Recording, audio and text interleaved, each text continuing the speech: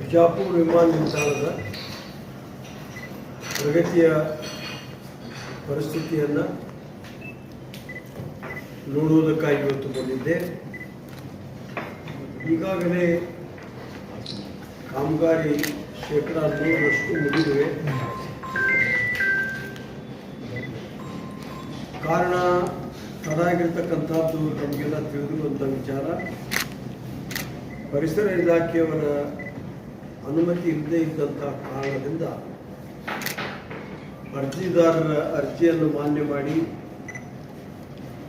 Supreme court stay ಆದೇಶವನ್ನು ತಡೆಯಾಜ್ಞೆಯನ್ನು ನೀಡಿದ್ದರಿಂದ ಸುಮಾರು 2 ವರ್ಷಗಳ ಕಾಲ ನಾವು ಈ ಒಂದು ಕಾರ್ಯದ ಪ್ರಾರಂಭಕ್ಕೆ ವಿಳಂಬದ ಕಾರಣ ಆಯಿತು. ಶ್ರೀಮಾನ್ ಎಂ ವಿ ಪಾಟೀಲ್ ಅವರು ನಮ್ಮ ಜಿಲ್ಲೆ ಉಸ್ತುವಾರಿ ಸಚಿವರು, ಇಲಾಖೆ ಸಚಿವರು 4-8 ಬಾರಿ ದೆಹಲಿಗೆ ತೆರಳಿ ಈ ತಡೆಯಾಜ್ಞೆ ಒಂದು ರದ್ದಾಗುವುದಕ್ಕೆ ಎಲೆ ಮರೆಯಲ್ಲಿ ಸಾಕಷ್ಟು ಪ್ರಯತ್ನವನ್ನು ಮಾಡಿ. ಕಾರಣ ನ್ಯಾಯಾಂಗ ಆದ್ದರಿಂದ ನಾವು ನೇರವಾಗಿ ಸಂಬಂಧಪಟ್ಟವರಿಗೆ ಭೇಟಿಯಾಗೋದಕ್ಕೆ ಬರೋದಿಲ್ಲ. ನಮ್ಮ ವಕೀಲರಿಗೆ ನಾವು ಹೆಚ್ಚು ಕಪಿಲ್ ಸಿಪಾಲ್ ನಮ್ಮ ಇಲಾಖೆಯ ವಕೀಲರು, ಹಿರಿಯ ವಕೀಲರು. ಒಟ್ಟಿನ ಮೇಲೆ ಈ ಒಂದು 3 ವಾರದ ಹಿಂದೆ ಈ ಒಂದು ತಡೆಯಾಜ್ಞೆ ರದ್ದಾಗಿದೆ.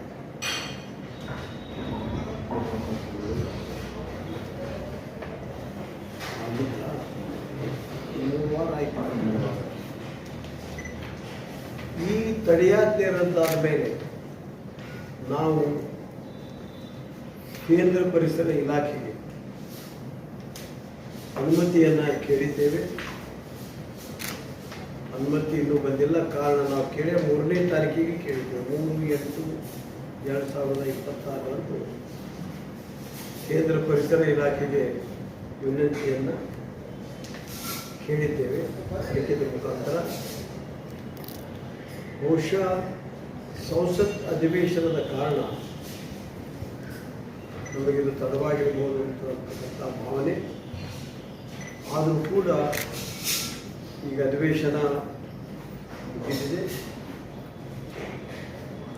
ನಾವು ಮತ್ತೆ ಕೇಂದ್ರ ಪರಿಸರ ಇಲಾಖೆಯ ಮೇಲೆ ಒತ್ತಾಯವನ್ನು, ವಿನಂತಿಯನ್ನು ಮಾಡಿ ಅದನ್ನು ಕೂಡ ಒಪ್ಪಿಗೆ ಪಡೆಯುವಂಥ ಪ್ರಯತ್ನವನ್ನು ಈ ತಿಂಗಳೊಳಗಾಗಿ ಮಾಡಿಕೊಡ್ತೇವೆ.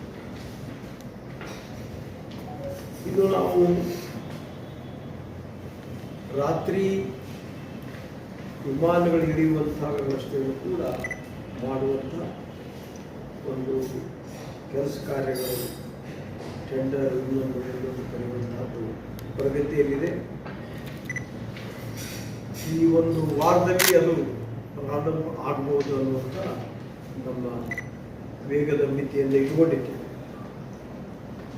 ನೈಟ್ ಲ್ಯಾಂಡಿಂಗ್ ಸ್ವಲ್ಪ ಭೂ ಸ್ವಾಧೀನದ ಒಂದು ಕೆಲಸ ಉಳಿದಿದೆ. ಧಾರವಾಡದ ಭೂ ಸ್ವಾಧೀನ ಅಧಿಕಾರಿಗಳಿಗೆ ಈಗಾಗಲೇ ಮನವಿ ಮಾಡಿದ್ದೇವೆ.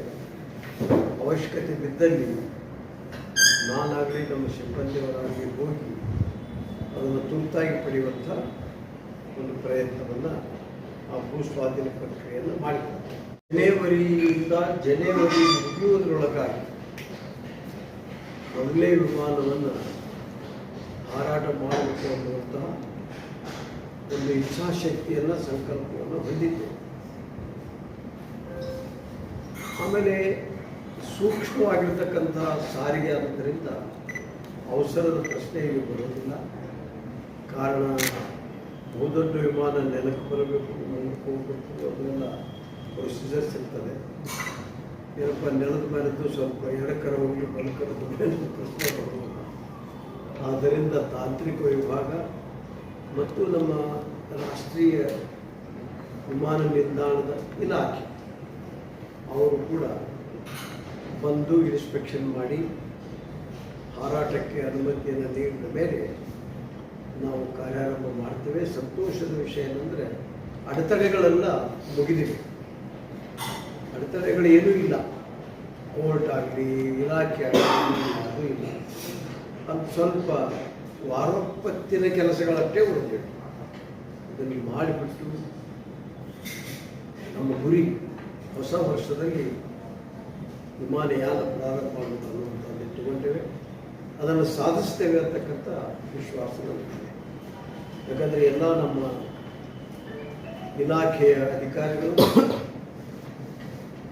ಮತ್ತು ಅಥಾರಿಟಿಯ ಅಧಿಕಾರಿಗಳು, ಗುತ್ತಿಗೆದಾರರು ಉತ್ಸುಕತೆಯಿಂದ ಕೆಲಸವನ್ನು ಮಾಡ್ತಾ ಇದ್ದಾರೆ.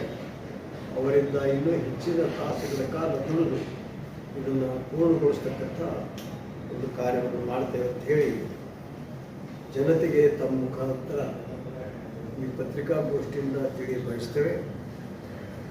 ಸರಿ, ಎಂ ಬಿ ಪಾಟೀಲರು ಕೂಡ ಭಾಳಷ್ಟು, ನಮ್ಮ ಮ್ಯಾನೇಜಿಂಗ್ ಡೈರೆಕ್ಟರ್ ಗೋಯಲ್ ಅವರು ಕೂಡ, ನಾನು ಕೂಡ ಎಲ್ಲರೂ ಹೆಮ್ಮಿಸಿ ಪ್ರಯತ್ನವನ್ನು ಮಾಡಿದ್ದೇವೆ.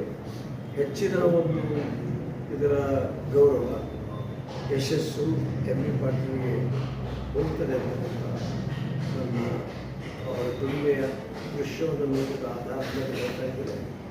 ಹೊಸ ವರ್ಷದಲ್ಲಿ ಕಾರ್ಯಾರಂಭ ಮಾಡ್ತಾರೆ.